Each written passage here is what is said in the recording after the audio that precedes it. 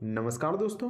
तो आज के इस वीडियो में मैं आपको रेलवे ग्रुप डी 2025 के मोस्ट इम्पोर्टेंट क्वेश्चन को कवर कराने जा रहा हूँ। जी हाँ, जनरल साइंस के मोस्ट इम्पोर्टेंट क्वेश्चन को कराने जा रहा हूँ। तो एक एक क्वेश्चन बेहद ही इम्पोर्टेंट रहने वाला हूँ, मैं छाट कर लाया हूँ, जो कि आपके परीक्षाओं से रिलेटेड मोस्ट इम्पोर्टेंट रह सकते हैं। तो चलिए वीडियो को शुरू करते हैं। तो पहला क्वेश्चन में पूछा गया है कि मनुष्य के जीवन काल में कितने दांत दो बार विकसित होते हैं। तो मनुष्य के जीवन काल में आखिर कितने बार दांत जो ऐसे हैं जो कि दो बार जन्म लेते हैं, आपको ये बताना है। तो इसका जवाब हो जाएगा 20 ऐसे दांत होते हैं जो कि दो बार जन्म लेते हैं। लेकिन जो 12 दांत होते हैं, वे जीवन भर में सिर्फ एक ही बार जन्म लेता है, आपको ध्यान में रखना है। और जो 20 दांत होते हैं जो कि जीवन भर में दो बार जन्म लेते हैं, उसको दूध का दांत भी कहा जाता है, तो आपको ध्यान में रखना है। तो ऑप्शन बी बिल्कुल सही जवाब हो जाएगा। अगले क्वेश्चन में देख सकते हैं कि मनुष्य की खोपड़ी में कितनी अस्थियां होती है। तो जो मनुष्य का खोपड़ी होता है उसमें कुल कितनी अस्थियां होती है। तो आपको बता दूं कि जो मनुष्य की खोपड़ी होती है उसमें कुल 22 अस्थियां होती है। लेकिन यहाँ तो ऑप्शन में 22 ऑप्शन दिया ही नहीं है, तो ऐसे में कौन से ऑप्शन में आप सही टिक कीजिएगा। तो यहाँ पर लोग कन्फ्यूज हो जाते हैं। तो आपको बता दूं कि इसका सही जवाब ऑप्शन नंबर बी 8 होगा। आखिर कैसे? तो आपको बता दूं कि जो मनुष्य की खोपड़ी का जो कपाल होता है उसमें 8 हड्डियां पाई जाती है। वही चेहरे में 14 हड्डियां पाई जाती है। तो टोटल कितनी हड्डियां हो गई? 22 हड्डियां हो गई। तो यहाँ पर नहीं पूछा गया है कि कपाल में कितनी अस्थियां पाई जाती है या फिर चेहरे में पाई जाती है। लेकिन यहाँ पर जो ऑप्शन के अनुसार हो गया वो ऑप्शन भी बिल्कुल सही जवाब हो जाएगा, जो कि कपाल में 8 हड्डियां पाई जाती है। नेक्स्ट क्वेश्चन में देख सकते हैं कि मनुष्य के दिमाग का सबसे बड़ा भाग है। तो मनुष्य के दिमाग का सबसे बड़ा भाग कौन सा है? तो वह है प्रमस्तिष्क, जिसको कि हम सेरिब्रम के नाम से भी जानते हैं। और सेरिब्रम के ही माध्यम से हम सोच सकते हैं, समझ सकते हैं, यानी कि बुद्धि का जो टोटल कार्य होता है वह सेरिब्रम की मदद से ही होता है। तो ऑप्शन सी बिल्कुल सही जवाब हो जाएगा। अगले क्वेश्चन में देख सकते हैं कि दोपहर के 12 बजे किस दिशा में इंद्रधनुष दिखाई देता है। तो जब दोपहर का 12 बज जाता है तब इंद्रधनुष कब दिखाई देता है? और कब दिखाई देता है? मान लीजिए कि बारिश हो रहा है, और बारिश हो रहा है तो सूर्य की प्रकाश जो कि धरती पर पड़ती है, लेकिन उस समय 12 नहीं बजना चाहिए। अगर 12 बजेगा तो जो इंद्रधनुष है वह नहीं दिखाई देगा। तो यह ऑप्शन यहाँ पर सही जवाब हो जाएगा, यह नहीं दिखाई देगा। आखिर 12 बजे क्यों नहीं दिखाई देता है? तो इसलिए क्योंकि जो सूर्य होता है वह हमारे सर के ऊपर रहता है, और सर के ऊपर रहता है जिसके कारण जो प्रकाश होता है वह डायरेक्ट धरती पर गिर जाता है, और डायरेक्ट धरती पर नहीं गिरना चाहिए था। इसके लिए कोई एंगल बनाना चाहिए था। अगर सूर्य का प्रकाश अगर कोई एंगल बनाता है और साथ ही साथ बारिश हो रहा होता है तो पानी की बूंदों से वह यहाँ पर टकरा जाता है और अपरिवर्तन हो जाता है, यानी कि अपरिवर्तित हो जाता है और परावर्तित हो जाता है, जिसके कारण जो यहाँ पर जो इंद्रधनुष हमें दिखाई देता है, यानी कि सीधा नहीं रहना चाहिए। सूर्य का प्रकाश हमेशा तिरछा बनेगा, तभी जाके इंद्रधनुष दिखाई देगा। तो आपको ध्यान में रखना है। तो ऑप्शन डी बिल्कुल सही जवाब हो जाएगा। नेक्स्ट क्वेश्चन में देख सकते हैं कि दूरदृष्टि निवारण के लिए काम में लेते हैं, तो किसका इस्तेमाल करते हैं। और दूरदृष्टि में क्या होता है? तो दूरदृष्टि में जो व्यक्ति को दूरदृष्टि हो जाता है उसमें क्या होता है? तो उसमें जो व्यक्ति को दूरदृष्टि होता है उसको दूर का चीज़ यहाँ पर दिखाई तो देता है, लेकिन जो सामने का चीज़ होता है उसको यहाँ पर धुंधला दिखाई देता है। उसी को यहाँ पर दूरदृष्टि रोग कहते हैं। और इसके लिए हम किसका इस्तेमाल करते हैं? तो इसके लिए हम उत्तल लेंस का इस्तेमाल करते हैं, ऑप्शन सी। नेक्स्ट क्वेश्चन में देख सकते हैं कि फ्यूज का सिद्धांत है। तो फ्यूज का सिद्धांत क्या है? तो दिए गए ऑप्शन में कौन सा ऑप्शन हो जाएगा? तो इसका जवाब हो जाएगा ऑप्शन सी, विद्युत का उष्मीय प्रभाव होता है। तो फ्यूज क्या होता है? तो फ्यूज एक तरह का यहाँ पर देखे होंगे कि मान लीजिए कि आपका घर में बहुत ही ज़्यादा वोल्टेज आ जाता होगा, तो फ्यूज होता है ऑटोमेटिक, यहाँ पर फ्यूज के माध्यम से जो होता है कनेक्शन कट हो जाता होगा, जो लाइन कनेक्शन होता होगा वो कट हो जाता होगा। तो उसी का काम यहाँ पर फ्यूज होता है, जो कि पतला यहाँ पर वायर का बना होता है, जो कि यहाँ पर पिघल जाता है। जब अत्यधिक करंट फ्लो होता है तो ऑटोमेटिक यह पिघल जाता है, और फ्यूज यहाँ पर पिघलने के कारण जो आपका परिपथ होता है, इलेक्ट्रिक का परिपथ होता है, वो कनेक्शन कट जाता है। तो ऑप्शन सी बिल्कुल सही जवाब हो जाएगा। अगले क्वेश्चन में देख सकते हैं कि धोने के सोडे का रासायनिक सूत्र क्या है। तो धोने के सोडे का रासायनिक सूत्र क्या है, तो इसका जवाब हो जाएगा option number B Na2CO3, option B. अगले क्वेश्चन में देख सकते हैं कि शुष्क बर्फ, आखिर शुष्क बर्फ किसको कहते हैं, आखिर ड्राई आइस किसको कहते हैं, तो इसका जवाब हो जाएगा ठोस कार्बन डाइऑक्साइड को हम शुष्क बर्फ के नाम से जानते हैं, ऑप्शन बी। अगले क्वेश्चन में देख सकते हैं कि रासायनिक उद्योग में किसे रसायनों का राजा माना जाता है। तो किसको रसायनों का राजा भी कहा जाता है, तो इसका जवाब हो जाएगा H2SO4 को रसायनों का राजा नाम से हम जानते हैं, जिसका मतलब हो गया कि सल्फ्यूरिक अम्ल को रसायनों का राजा कहा जाता है। आखिर ऐसा क्यों, तो ऐसा इसलिए क्योंकि जो सल्फ्यूरिक अम्ल होता है इसका इस्तेमाल बहुत सारे चीज़ों में किया जाता है, जैसे कि डिटर्जेंट बनाने के लिए, रंग बनाने के लिए, जो कार की बैटरी होती है उसको बनाने के लिए, धातु का प्रसंस्करण करने के लिए, के अलावा बहुत सारे चीज़ों में इस्तेमाल किया जाता है, जिसके कारण सल्फ्यूरिक अम्ल को रसायनों का राजा कहा जाता है। तो आपको ध्यान में रखना है। नेक्स्ट क्वेश्चन में देख सकते हैं कि परमाणु के नाभिक में निम्न कण होते हैं। तो जो परमाणु के नाभिक होते हैं उसमें कौन से कण पाए जाते हैं, तो इसका जवाब हो जाएगा ऑप्शन नंबर ए, प्रोटॉन और न्यूट्रॉन पाए जाते हैं, ऑप्शन ए। अगले क्वेश्चन में देख सकते हैं कि किस धातु से बनाया हवाई जहाज तथा रेल के डिब्बे में पुर्जे के काम के लिए इस्तेमाल किया जाता है। तो हवाई जहाज और जो रेल का डिब्बा होता है उसका पुर्जा में किस धातु का इस्तेमाल किया जाता है, तो आपको बताना है। तो इसका जवाब हो जाएगा एल्युमिनियम धातु का इस्तेमाल किया जाता है। आखिर एल्युमिनियम धातु का इस्तेमाल क्यों किया जाता है, तो जो एल्युमिनियम होता है वो काफ़ी हल्का होता है, इसके अलावा मजबूत भी होता है और इसमें जंग भी नहीं लगता है, जिसके कारण एल्युमिनियम धातु का इस्तेमाल किया जाता है। तो ऑप्शन सी बिल्कुल सही जवाब हो जाएगा। नेक्स्ट क्वेश्चन में देख सकते हैं कि आंतों में रोग के निदान में निम्न किरणों का उपयोग किया जाता है। तो आंतों में रोग के निदान के लिए आखिर आंतों में जो जांच होती है उसके लिए किन किरणों का इस्तेमाल किया जाता है, तो इसका जवाब हो जाएगा एक्स किरणों का इस्तेमाल किया जाता है, ऑप्शन ए। नेक्स्ट क्वेश्चन में देख सकते हैं कि प्रयोगशाला में सर्वप्रथम डीएनए का संश्लेषण किया था। तो किसके द्वारा किया गया था डीएनए का संश्लेषण प्रयोगशाला में, तो इसका जवाब हो जाएगा खुराना ने किया था। और खुराना का पूरा नाम क्या है, तो इसका नाम है हरगोविंद खुराना। तो इसी के द्वारा डीएनए का संश्लेषण किया गया था प्रयोगशाला में और इनको नोबेल पुरस्कार भी दिया गया था। तो ऑप्शन बी बिल्कुल सही जवाब हो जाएगा। नेक्स्ट क्वेश्चन में देख सकते हैं कि जैव विकास को सर्वप्रथम किसने समझाया था। तो जैव विकास को सबसे पहले किसने समझाया था, तो इसका जवाब हो जाएगा लेमार्क ने समझाया था, ऑप्शन डी। नेक्स्ट क्वेश्चन में देख सकते हैं कि प्रकाश संश्लेषण के लिए कौन सी गैस आवश्यक है। तो प्रकाश संश्लेषण के लिए कौन सी गैस का होना आवश्यक है, तो इसका जवाब हो जाएगा CO2 का, कार्बन डाइऑक्साइड का होना आवश्यक है, ऑप्शन डी। अगले क्वेश्चन में देख सकते हैं कि निम्न रक्त वर्ग सार्वत्रिक दाता होता है। तो कौन होता है, तो ओ यहाँ पर होता है, जो ओ कैटेगरी के यहाँ पर होते हैं उनको यहाँ पर सार्वत्रिक दाता कहा जाता है, ऑप्शन बी। अगले क्वेश्चन में देख सकते हैं कि पुरुष जिन संगठन होता है, तो क्या होता है, तो पुरुषों में कौन सा गुणसूत्र पाया जाता है, एक तरीके से ये सवाल पूछा गया है। तो इसका जवाब हो जाएगा XY पाया जाता है। वहीं महिलाओं में XX पाया जाता है महिला में, तो आपको ध्यान में रखना है, ऑप्शन बी बिल्कुल सही जवाब हो जाएगा।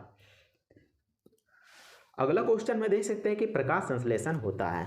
तो प्रकाश संश्लेषण कब होता है आपको ये बताना है। तो इसका जवाब हो जाएगा केवल दिन में होता है। बहुत सारे लोग क्या करते हैं दिन और रात में यहाँ पर टिक कर देते हैं, लेकिन आपका जवाब गलत हो जाएगा। आखिर दिन में ही क्यों होता है, तो आपको मालूम होगा कि प्रकाश संश्लेषण में क्या होता है, तो सूर्य के प्रकाश की उपस्थिति में जो पौधे होते हैं अपना भोजन बनाते हैं, और क्या क्या लेकर बनाते हैं, तो पानी को लेते हैं, कार्बन डाइऑक्साइड को लेते हैं, और तब जाकर जो पौधे होते हैं वे अपना भोजन बना पाते हैं। तो ऐसे में सूर्य का प्रकाश होना बहुत ही ज़्यादा जरूरी है। तो ऑप्शन डी बिल्कुल सही जवाब हो जाएगा।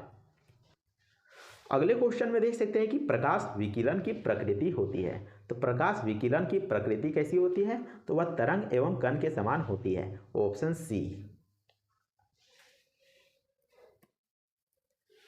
नेक्स्ट क्वेश्चन में देख सकते हैं कि सूर्य के प्रकाश को धरती तक पहुंचने में कितना समय लगता है, तो आपको बताना है।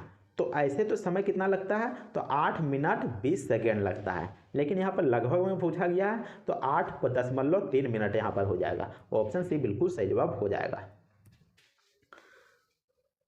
नेक्स्ट क्वेश्चन में देख सकते हैं कि ध्वनि का वायु वेग अनुमानता है तो कितना है, तो वह है 332 metre per second, option B.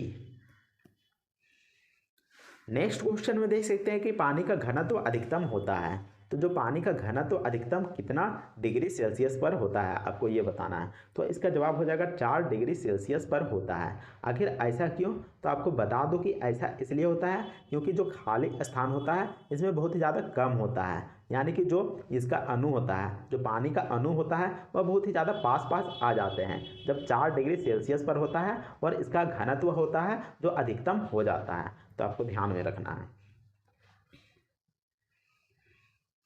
अगले क्वेश्चन में देख सकते हैं कि निम्नलिखित में से कौन सा अम्ल सिरके में उपस्थित होता है, तो सिरके में कौन सा अम्ल उपस्थित होता है, तो इसका जवाब हो जाएगा एसिटिक अम्ल होता है, ऑप्शन डी। नेक्स्ट क्वेश्चन में पूछा गया है कि सूर्य पर ऊर्जा का निर्माण होता है, तो सूर्य पर जो ऊर्जा का निर्माण होता है वह किस पद्धति के द्वारा होता है, तो इसका जवाब हो जाएगा नाभिकीय संलयन द्वारा होता है, ऑप्शन बी। नेक्स्ट क्वेश्चन में देख सकते हैं कि विटामिन सी का रासायनिक नाम क्या है, तो विटामिन सी का रासायनिक नाम क्या है, तो इसका जवाब हो जाएगा ऑप्शन नंबर ए एस्कॉर्बिक अम्ल, ऑप्शन ए। अगले क्वेश्चन में देख सकते हैं कि निम्नलिखित में से किस खनिज द्वारा लोहा प्राप्त किया जाता है, तो किस खनिज द्वारा लोहा प्राप्त किया जाता है, तो इसका जवाब हो जाएगा हेमेटाइट के द्वारा लोहा प्राप्त किया जाता है। और जो हेमेटाइट है वह अयस्क है और अयस्क से यहाँ पर लोहा बनाया जाता है, हेमेटाइट अयस्क से लोहा बनाया जाता है। अगले क्वेश्चन में देख सकते हैं कि एक कार बैटरी में प्रयुक्त विद्युत अवघटय होता है, तो क्या होता है, जो कार की बैटरी में इस्तेमाल किया जाता है वह अवघटय का नाम पूछा गया है, तो इसका जवाब हो जाएगा सल्फ्यूरिक अम्ल का इस्तेमाल किया जाता है, ऑप्शन बी।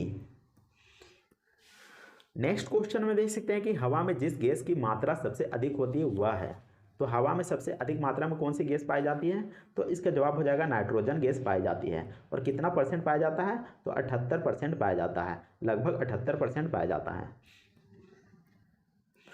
नेक्स्ट क्वेश्चन में देख सकते हैं कि सौरमंडल का सबसे बड़ा ग्रह है, तो सौरमंडल का सबसे बड़ा ग्रह कौन सा है, तो वह है बृहस्पति, ऑप्शन सी।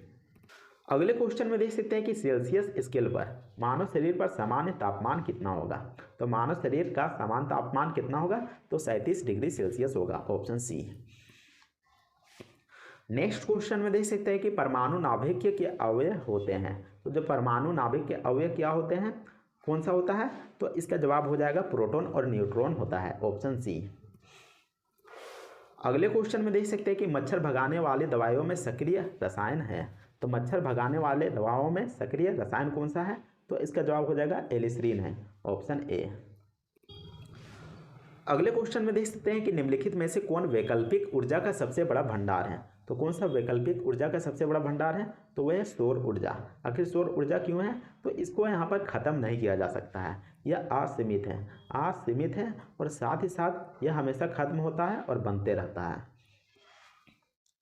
अगले क्वेश्चन में देख सकते हैं कि रेडियोधर्मी पदार्थ उत्सर्जित होता है, तो किससे होता है, तो ये अल्फा किरण से होता है, बीटा किरण से होता है और गामा किरण से होता है, तो ऑप्शन डी बिल्कुल सही जवाब हो जाएगा। नेक्स्ट क्वेश्चन में देख सकते हैं कि निम्नलिखित में से सबसे भारी धातु है, तो दिए गए ऑप्शन में सबसे भारी धातु कौन सा है, तो इसका जवाब हो जाएगा यूरेनियम, जो कि सबसे भारी धातु है। अगले क्वेश्चन में देख सकते हैं कि हास्य गैस क्या है, तो हास्य गैस क्या है, तो इसका जवाब हो जाएगा नाइट्रस ऑक्साइड को हास्य गैस के नाम से जानते हैं। और इसका इस्तेमाल किस में किया जाता है, तो इसका इस्तेमाल तब किया जाता है, मान लीजिए कि किसी का ऑपरेशन हो रहा होगा तो तभी किया जाता है ताकि उसको दर्द ना हो। अगले क्वेश्चन में देख सकते हैं कि जीवन चक्र की दृष्टि से पौधे का सबसे महत्वपूर्ण अंग है, तो जीवन चक्र की दृष्टि से पौधे का सबसे महत्वपूर्ण अंग पूछा गया है, तो इसका जवाब हो जाएगा पुष्प, क्योंकि पुष्प में ही बीज बनते हैं और फिर जीवन चक्र का यहाँ पर पूरा कार्य चलता है, ऑप्शन ए। नेक्स्ट क्वेश्चन में देख सकते हैं कि किस वनस्पति खाद्य में अधिकतम प्रोटीन होता है, तो सबसे अधिक मात्रा में प्रोटीन किस में होता है, तो सोयाबीन में होता है। तो पहला क्वेश्चन में पूछा गया है कि तारों का टिमटिमाना मुख्य रूप से किसके कारण होता है, तो आखिर तारे क्यों टिमटिमाते हैं, तो इसका जवाब हो जाएगा अपरावर्तन के कारण हमको लगता है कि तारे टिमटिमा रहे हैं, तो ऑप्शन बी बिल्कुल सही जवाब हो जाएगा। नेक्स्ट क्वेश्चन में देखते हैं कि मानव शरीर में एटीपी यानी कि ऊर्जा किस ऑर्गेनेल में अधिकतर बनता है, तो तो हमारे शरीर में ऊर्जा का उत्पादन करने वाला अंग कौन सा है या फिर ऑर्गेनल कौन सा है, आपको बताना है। तो इसका जवाब हो जाएगा माइटोकॉन्ड्रिया में बनता है, ऑप्शन बी। नेक्स्ट क्वेश्चन में देखते हैं कि निम्न में से कौन सा तत्व एक उपधातु है। और उपधातु का मतलब क्या होता है, तो जिसमें धातु का भी गुण पाया जाता है और अधातु का भी गुण पाया जाता है, उसको उपधातु के नाम से हम जानते हैं। तो दिए गए ऑप्शन में कौन सा ऑप्शन है जो कि एक उपधातु है, तो इसका जवाब हो जाएगा सिलिकॉन, जो कि एक उपधातु है। ऑप्शन सी बिल्कुल सही जवाब हो जाएगा। नेक्स्ट क्वेश्चन में देखते हैं कि किस विटामिन की कमी से नाइट ब्लाइंडनेस होता है, यानी कि रतौंधी रोग होता है। तो कौन सा विटामिन की कमी से होता है, आपको बताना है। तो इसका जवाब हो जाएगा option number C, vitamin A की कमी से नाइट ब्लाइंडनेस होता है, यानी कि रतौंधी बीमारी होती है। नेक्स्ट क्वेश्चन में देख सकते हैं कि पाचन तंत्र में वसा का पाचन मुख्यतः कहाँ पर होता है। तो जो हमारा पाचन तंत्र है वहाँ पर वसा का पाचन मुख्यतः कहाँ पर होता है, किस स्थान में होता है, आपको ये बताना है। तो इसका जवाब हो जाएगा छोटी आंत में होता है, ऑप्शन सी। अगले क्वेश्चन में देख सकते हैं कि निम्न में से किसमें सबसे अधिक मात्रा में लोहा पाया जाता है। तो दिए गए ऑप्शन में कौन सा ऐसा ऑप्शन हो जाएगा जिसमें कि प्रचुर मात्रा में लोहा पाया जाता है। तो इसका जवाब हो जाएगा हरी सब्जियों में सबसे अधिक मात्रा में लोहा पाया जाता है। और आपको बता दूं कि पालक में सबसे अधिक मात्रा में लोहा पाया जाता है, तो आपको ध्यान में रखना है। अगले क्वेश्चन में देखते हैं कि त्वरित चालक का आविष्कार किसने किया था। तो त्वरित चालक का आविष्कार किसके द्वारा किया गया था, तो इसका जवाब हो जाएगा बेंजामिन फ्रैंकलिन के द्वारा किया गया था, ऑप्शन बी। अगले क्वेश्चन में देखते हैं कि जब किसी वस्तु की वेग दुगुनी हो जाती है तो उसकी गतिज ऊर्जा क्या होती है, तो आपको बताना है। तो इसका जवाब हो जाएगा दोगुनी हो जाएगी, तो यहाँ पर उसकी जो गतिज ऊर्जा होगा वह 4 गुनी हो जाएगी, यानी कि डबल हो जाएगी। तो ऑप्शन बी बिल्कुल सही जवाब हो जाएगा। नेक्स्ट क्वेश्चन में देखते हैं कि निम्न में से कौन सा विटामिन जो कि सी है, विटामिन सी है, वह सर्वाधिक प्रचुर मात्रा में पाया जाता है। तो दिए गए ऑप्शन में कौन सा ऐसा ऑप्शन हो जाएगा जिसमें कि प्रचुर मात्रा में विटामिन सी पाया जाता है। तो इसका जवाब हो जाएगा आंवला में पाया जाता है, ऑप्शन सी। नेक्स्ट क्वेश्चन में देखते हैं कि श्वसन में कार्बन डाइऑक्साइड का अधिकांश परिवहन कैसे होता है। तो श्वसन क्रिया में कार्बन डाइऑक्साइड का अधिकांश परिवहन कैसे होता है, किसके द्वारा होता है। तो इसका जवाब हो जाएगा बाइकार्बोनेट के रूप में होता है, ऑप्शन सी। नेक्स्ट क्वेश्चन में देखते हैं कि प्रोटीन का पाचन मुख्यतः किस एंजाइम द्वारा होता है। तो प्रोटीन का पाचन मुख्यतः किस एंजाइम के द्वारा होता है। तो आपको बता दो कि पेप्सिन, जो पेप्सिन एंजाइम है उसके द्वारा प्रोटीन का पाचन का शुरुआत होता है। और कहाँ से शुरुआत होता है, तो वो होता है आमाशय से, आमाशय से शुरुआत होता है। लेकिन ख़त्म कहाँ होता है, यानी कि प्रोटीन का पाचन कहाँ पूरा होता है। तो आपको बता दूं कि छोटी आंत में पूरा होता है, छोटी आंत में प्रोटीन का पाचन का कार्य पूरा होता है, जो कि ट्रिप्सिन एंजाइम के द्वारा पूरा होता है। तो आपको ध्यान में रखना है कि क्वेश्चन किस तरीके से दिया रहता है। लेकिन इस सवाल का जवाब क्या हो जाएगा, तो इसका जवाब हो जाएगा पेप्सिन।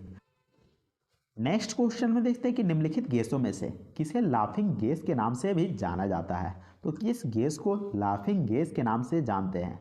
तो इसका जवाब हो जाएगा नाइट्रोजन ऑक्साइड को लाफिंग गैस के नाम से भी जाना जाता है। और इसका इस्तेमाल कहाँ पर होता है, तो मान लीजिए कि आपका ऑपरेशन हो रहा है, तो ऐसे में उस व्यक्ति को बहुत ही ज़्यादा दर्द होगा, तो ऐसे में लाफिंग गैस का इस्तेमाल कर दिया जाता है ताकि जो दर्द हो वह कम हो जाए। नेक्स्ट क्वेश्चन में देखते हैं कि इलेक्ट्रॉन की खोज किसने की थी। तो इलेक्ट्रॉन की खोज किसके द्वारा किया गया था। तो इसका जवाब हो जाएगा ऑप्शन ए, थॉमसन के द्वारा किया गया था, जे थॉमसन के द्वारा किया गया था, ऑप्शन ए। नेक्स्ट क्वेश्चन में देखते हैं कि जल का विद्युत अपघटन किस गैस का अधिक उत्पादन करता है। तो जब हम जल का विद्युत अपघटन कर देंगे तब किसका उत्पादन सर्वाधिक मात्रा में होगा। तो इसका जवाब हो जाएगा हाइड्रोजन गैस का यहाँ पर उत्पादन सर्वाधिक मात्रा में होगा, यानी कि ऑक्सीजन का यहाँ पर डबल हो जाएगा। तो ऑप्शन ए बिल्कुल सही जवाब हो जाएगा। नेक्स्ट क्वेश्चन में देखते हैं कि प्रकाश की गति किस माध्यम में अधिकतम होती है। तो प्रकाश की गति कौन से माध्यम में अधिक होती है। तो इसका जवाब हो जाएगा निर्वात में होती है, और निर्वात में क्यों होती है? तो निर्वात में इसलिए होती है क्योंकि निर्वात में कोई कण नहीं पाया जाता है जो कि प्रकाश की गति को रोक पाए, लेकिन जो वायु हो गया, जल हो गया और कांच हो गया, इसमें कण पाया जाता है जो कि प्रकाश की गति को यहाँ पर धीमा कर देता है, लेकिन निर्वात में कण नहीं पाया जाता है, जिसके कारण प्रकाश की गति यहाँ पर अधिकतम होती है। तो ऑप्शन डी बिल्कुल सही जवाब हो जाएगा। नेक्स्ट क्वेश्चन में देखते हैं कि निम्नलिखित में से किस स्रोत से मस्तिष्क को ऊर्जा प्राप्त होती है? तो किस स्रोत से मस्तिष्क को ऊर्जा प्राप्त होती है? तो इसका जवाब हो जाएगा ग्लूकोज से प्राप्त होती है, ऑप्शन डी। अगले क्वेश्चन में देखते हैं कि बैक्टीरिया का आकार वैज्ञानिक रूप से क्या कहलाता है? तो बैक्टीरिया का आकार वैज्ञानिक रूप से क्या कहलाता है? तो आपको मालूम होगा कि बैक्टीरिया को कौन से यहाँ पर कोशिका के भाग में रखा गया है, आखिर प्रोकैरियोटिक में रखा गया है या फिर यूकैरियोटिक में रखा गया है? तो कौन से भाग में रखा गया है? तो जो बैक्टीरिया होता है वह बहुत ही यहाँ पर कम विकसित होता है, तो इसलिए इसको हम प्रोकैरियोटिक में रखते हैं। तो ऑप्शन ए बिल्कुल सही जवाब हो जाएगा। अगला क्वेश्चन में देखते हैं कि ध्वनि का प्रतिध्वनि सुनने के लिए न्यूनतम दूरी कितनी होनी चाहिए? तो न्यूनतम यानी कि कम से कम दूरी कितनी होनी चाहिए? तो इसका जवाब हो जाएगा 17 मीटर होना चाहिए, ऑप्शन सी। नेक्स्ट क्वेश्चन में देखते हैं कि थायमिन की कमी से क्या होता है? अगर थायमिन की कमी हो जाएगा तो आपको कौन सा बीमारी हो जाएगा? तो इसका जवाब हो जाएगा बेरी हो जाएगा। अगले क्वेश्चन में पूछा गया कि किस हार्मोन को फाइट और फ्लाइट हार्मोन के नाम से जानते हैं, या फिर फाइट या फिर फ्लाइट हार्मोन कहा जाता है? तो दिए गए ऑप्शन में कौन सा ऑप्शन हो जाएगा? तो इसका जवाब हो जाएगा एड्रेनलिन को, ऑप्शन बी। अगले क्वेश्चन में देखते हैं कि न्यूटन के तीसरे नियम का उदाहरण कौन सा है? तो न्यूटन का तीसरा नियम का उदाहरण यहाँ पर कौन सा है? तो इसका जवाब देख सकते हैं यहाँ पर रॉकेट का उड़ना है, ऑप्शन ए। अगले क्वेश्चन में देखते हैं कि पानी तरल से गैस में बदलते समय कौन सा ताप स्थिर रहता है? तो पानी को हम तरल से गैस में बदलते हैं, तो इसमें कौन सा ताप स्थिर रहता है? तो इसका जवाब हो जाएगा क्वथनांक, ऑप्शन बी, जो कि स्थिर रहता है, क्योंकि जो पानी का क्वथनांक कितना होता है वह 100 डिग्री सेल्सियस होता है, और जब 100 डिग्री सेल्सियस में पहुंच जाता है तो उसके बाद यहाँ पर जो है डिग्री बढ़ना बंद हो जाता है, जो कि स्थिर हो जाता है। नेक्स्ट क्वेश्चन में देखते हैं कि मानव शरीर में कौन सा अंग रक्त का प्राकृतिक फिल्टर है? तो रक्त को फिल्टर करने का काम कौन करता है? तो इसका जवाब हो जाएगा गुर्दा करता है, और गुर्दा को ही हम किडनी नाम से जानते हैं, इसके अलावा वृक्क नाम से जाना जाता है। अगले क्वेश्चन में देखते हैं कि लोहे में जंग लगने के लिए कौन सी दो चीज़ों का होना आवश्यक है? तो अगर किसी लोहा में अगर जंग लगता है तो दो चीज़ों का होना यहाँ पर बहुत ही ज़्यादा ज़रूरी है। तो कौन कौन सी चीज़ों का होना ज़रूरी है? तो इसका जवाब हो जाएगा जल और ऑक्सीजन का होना जरूरी है, जल और ऑक्सीजन का, ऑप्शन सी। अगले क्वेश्चन में पूछा गया है कि डेंड्राइट और अक्षतंतु किस कोशिका के भाग होते हैं? तो डेंड्राइट और अक्षतंतु कोशिका के कौन से भाग में पाया जाता है? तो दिए गए ऑप्शन में कौन सा ऑप्शन हो जाएगा? तो इसका जवाब हो जाएगा तंत्रिका में पाया जाता है, ऑप्शन ए। नेक्स्ट क्वेश्चन में देखते हैं कि किस रक्त समूह को यूनिवर्सल डोनर कहा जाता है? तो कौन सा ऐसा ब्लड ग्रुप है जिसको कि यूनिवर्सल डोनर के नाम से जानते हैं? तो इसका जवाब हो जाएगा option number D, O negative को। अगले क्वेश्चन में देखते हैं कि विद्युत धारिता की एसआई इकाई क्या है? तो विद्युत धारिता की एसआई इकाई क्या होता है? तो वह होता है फेरेड, ऑप्शन बी। अगला क्वेश्चन में देखते हैं कि मनुष्य के शरीर में सबसे जटिल ऊतक कौन सा है? तो सबसे जटिल ऊतक का नाम पूछा गया है जो कि मानव के शरीर में पाया जाता है, तो वह कौन सा है? तो इसका जवाब हो जाएगा ऑप्शन नंबर बी, तंत्रिका ऊतक है। अगले क्वेश्चन में देखते हैं कि डीएनए किसका बहुलक है? तो डीएनए किसका बहुलक है? तो इसका जवाब हो जाएगा न्यूक्लियोटाइड का बहुलक है, ऑप्शन बी। नेक्स्ट क्वेश्चन में देखते हैं कि निम्नलिखित में से किसे हरित शैवाल भी कहा जाता है? तो किसको हरित शैवाल के नाम से भी जानते हैं? तो इसका जवाब हो जाएगा क्लोरोफाइसी को जानते हैं, ऑप्शन बी। तो उम्मीद करते हैं कि आपको यह वीडियो पसंद आया होगा, तो वीडियो को लाइक कीजिएगा और चैनल को भी सब्सक्राइब जरूर कर लीजिएगा। तो मिलते हैं नेक्स्ट वीडियो में नेक्स्ट टॉपिक के साथ, तब तक के लिए जय हिंद, वंदे मातरम।